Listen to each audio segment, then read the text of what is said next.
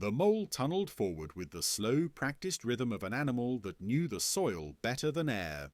His powerful forepaws scooped aside moist earth, pushing it behind him in steady, compact strokes. The tunnel expanded just wide enough for his rounded body, and as always, the walls should have begun collapsing back into place almost immediately, settling softly, breathing with the shifting ground. But tonight the earth behind him remained open. He paused, turned slightly, listened. The tunnel stayed wide, too wide, like a hollow tube carved through stone rather than soil. No crumble, no soft patter of settling grains, no comfortingly slow inward shift of pressure. The earth was supposed to reclaim the space he displaced. It always did. It was the law of soil. Loose earth lives, moves, resettles. But not now. He pushed backward, brushing the tunnel walls with his whiskers. They didn't move. His paws pressed into them, and instead of grains sliding and compressing, the walls held firm like dried clay. He snorted softly. Moist earth was not supposed to behave like this. He turned forward again and resumed digging, hoping the strange firmness was only in one section. His claws scooped into the soil ahead. That still felt normal, loose, granular, familiar. But the moment he cleared space and pushed the soil aside, the new walls froze into shape as well, stiff, unmoving, refusing to slump inward. He pushed against the wall experimentally. No give, not even a gentle shift. A ripple of unease passed through him. Tunnels that did not settle were dangerous. Empty spaces could collapse catastrophically if the soil above was not supported by the natural slow crumble of the walls. And worse, predators above could hear hollow spaces more easily. Burrows survived because they hid their own presence. But these tunnels rang faintly when he pressed against them, carrying echoes too far beneath the earth. He continued, cautious, slower now. The soil ahead remained normal, soft, breathable, full of tiny spaces. But the moment he disturbed it, it froze into place, as though sculpted. A fat earthworm wriggled in the path of his digging. Normally he would grab it in a moment, but he hesitated, observing how the worm moved through the strange soil. When it squirmed against the fresh tunnel wall, soil should have shifted around it. Instead, the worm struggled, confused, pressing against a surface that refused to yield. It retreated into the loose earth beyond, and as soon as it left the dug space, that soil hardened as well. The mole listened carefully. Something else was wrong. Sound travelled differently, too clearly, too sharply. Usually soil muffled everything, distant roots creaking, beetles tapping, the faint drip of moisture. Today the silence was unnervingly complete. No settling of grains, no echo of his own digging. His claws scraped against the tunnel walls with a strange hollow scratch.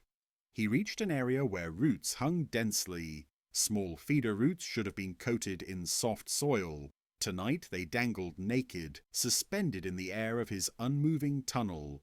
When he brushed one with his paw, instead of trembling with loosened earth, it remained still, fixed in a rigid wall of fused soil. A faint vibration travelled from above. Sharp, clear, wrong. He recognized footsteps, human. But footsteps should have been muffled by shifting soil layers. Tonight the sound travelled down through frozen walls as though through solid wood. The mole tucked himself into a defensive curl, waiting.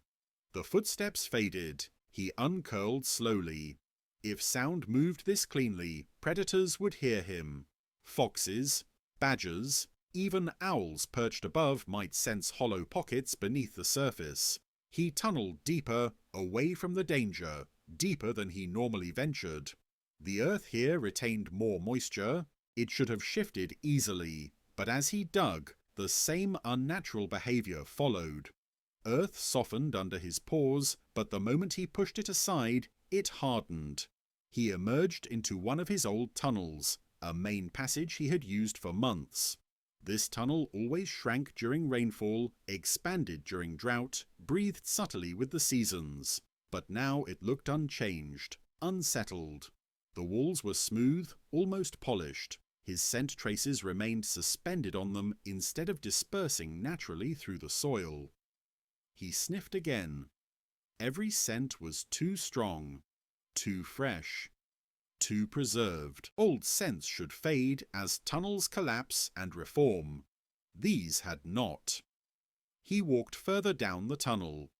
Every sound he made bounced strangely. He felt exposed in his own home. Then he reached the chamber where he stored insects during the colder months. Normally, small pockets like these expanded and contracted as soil pressed in, but the chamber was exactly the size he left it weeks ago. Not a grain had moved. Inside lay a beetle, alive but panicked, its legs scrabbling at the hardened soil. It could not dig. It could not hide. It was trapped in a chamber that no longer behaved like Earth. He gently nudged it aside and moved on. The deeper he travelled, the worse it became.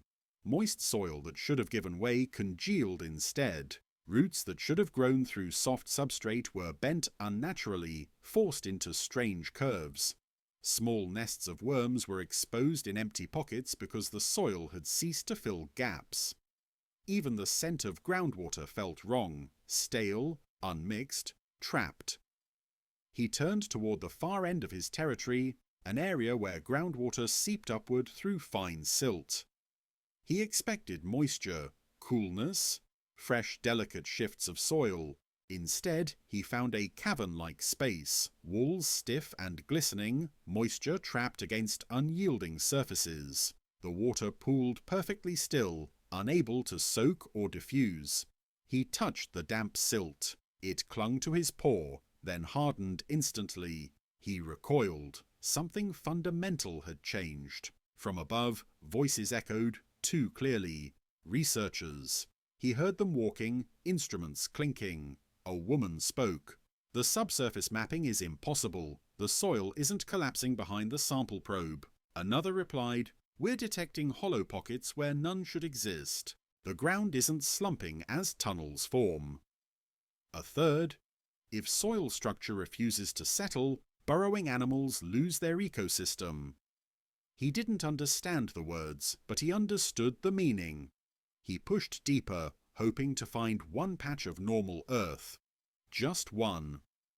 But the ground ahead grew even denser, harder. His claws scraped rock-hard walls disguised as dirt. And he realized the earth was not just failing to settle behind him, it was failing to settle anywhere. If tunnels would not settle tomorrow, or next week, or in the next season, burrows would overexpand and collapse catastrophically. Predators would detect hollow spaces easily, worms would suffocate unable to rebury, roots would fail to anchor, water would stagnate in isolated pockets, soil moisture would stratify unnaturally, and the underground world, the silent engine beneath fields and forests, would stop breathing. And the mole, creature of living soil, master of shifting earth, would wander a labyrinth that no longer closed behind him, no longer supported life, and no longer remembered how to be Earth at all. The mole moved deeper into the earth than he had ever dared, driven by a rising instinct. Find soil that still behaved like soil. His forepaws pushed rhythmically, though his muscles trembled with fatigue from scraping at walls that refused to yield. Each new chamber he created stood open, hollow, silent, refusing to collapse, refusing to become part of the earth again. The deeper he went, the wider the hollow spaces grew. He stopped at one such chamber, an enormous cavity that should not exist. He hadn't carved it. No animal had. The ceiling arched above him like a ribbed dome, supported by nothing. The walls were smooth, almost shiny, like compressed earth polished by invisible hands. Moisture beaded on the harder surfaces, trapped and unmoving, unable to soak back into the soil. A root hung from the ceiling, thick, woody, alive, yet exposed in the open air of the chamber. Normally, such roots were packed tightly in soil, buffered by pressure, temperature, darkness. Now the root was naked, encircled by an air pocket large enough for a fox to crawl into. He pressed his paw to the floor. Cold. Unnaturally cold. The ground here wasn't breathing warmth, It wasn't breathing anything. He listened carefully. Still, no settling, no shifting, no deep, reassuring groans of soil adjusting to the disturbance. Instead, the silence pressed inward, heavy and stale. He crawled toward the root and sniffed it. It smelled wounded. Roots were never meant to hang free. They were meant to be held, nourished, hugged by earth. This one trembled faintly as though the tree above was struggling to understand why part of its body was suddenly suspended in void. He pushed onward. His own tunnels connected in places he hadn't intended, because nothing settled, nothing closed. Paths he dug days ago still stood wide, recognizable, their once soft walls now petrified. He moved into one of them and felt a shiver of recognition. This tunnel should have vanished long ago into the slow churn of living soil. Instead, it remained as fresh and raw as the moment he carved it. The air smelled stale inside it. Earth closed behind animals for a reason: to renew pockets of air, regulate gases, filter moisture, protect life. Now his tunnels accumulated stagnant breath. He coughed. Something rustled ahead. He froze. It was faint, the shuffle of small claws. He crept forward until he saw a mouse crouched in the tunnel, body pressed flat to the hardened wall. Its eyes were wide with confusion. It tried to scrape at the floor, attempting to dig an escape path, but its claws skittered across the rigid earth. No soil crumbled. No dust fell. It squeaked sharply at the futility of it. The mole approached, not as a predator, but as a fellow creature bewildered by a world turned strange. The mouse backed against the wall, expecting it to give slightly behind it. It didn't. Pinned between fear and a surface that no longer behaved like soil, the mouse trembled uncontrollably. The mole smelled its panic, then turned away. Nothing could be done here. The world below had stopped offering escape routes. He climbed upward through a sloping tunnel, hoping things might be better closer to the surface. But as he ascended, the soil consistency changed again, not into something looser, but something thicker, like clay drying too fast. Then he reached a place where the ceiling of the tunnel sagged. He braced instinctively, expecting collapse. But the sagging did not continue. It held shape, defying gravity, soft-looking, but solid. He nudged it with his nose, hard, as if the earth had taken a breath and then refused to exhale. Another vibration came from above, deeper this time, like the shift of human weight combined with machinery. His whiskers registered the tremor, but the soil walls carried the vibration too cleanly, amplifying it. Then he heard voices. "Subsurface cavities are expanding," one human said, breathless. Another answered, alarmed, "If these pockets don't collapse naturally, we could see major sinkholes. The surface load can't distribute properly." A third voice, tense. "And animals down there have no functional environment. The soil's lost its cohesion cycle." The mole didn't understand the words, but the tone made his fur stand on end. He kept moving. The next chamber he entered shocked him so deeply he froze mid-step. Roots spiraled along the walls in eerie patterns, weaving through air instead of soil. The floor was littered with pebbles that had separated cleanly from the earth, as if the soil had spat them out while hardening. A toad sat in the far corner, eyes unfocused, its skin dry despite the moisture trapped around the walls. It croaked once, a short, strangled sound, then shifted its body weakly, searching for damp soil that no longer existed. The mole approached the toad. It barely reacted. Because the earth here no longer held water correctly. Moisture beaded and pooled but didn't soak, didn't circulate. Even amphibians, creatures that lived in cool underground hollows, were now stranded. He moved again, heart pounding. Finally, he reached the deepest part of his territory, an old tunnel leading toward the water table. Here he had always found rich, dark soil, cool and forgiving, the earth pulsing faintly with the promise of life. But tonight, the soil was pale, dry, and riddled with fractures. He pressed his paw into it. It dented, then stayed dented. No rebound, no resettling. A hollow space opened beneath him as the stiff soil sagged slightly. He pulled back quickly. The ground was no longer safe, not above, not below. The mole finally understood the scale of the danger. The earth beneath the meadow, beneath the fields, beneath the forests was becoming hollow. A lattice of empty pockets. A brittle shell.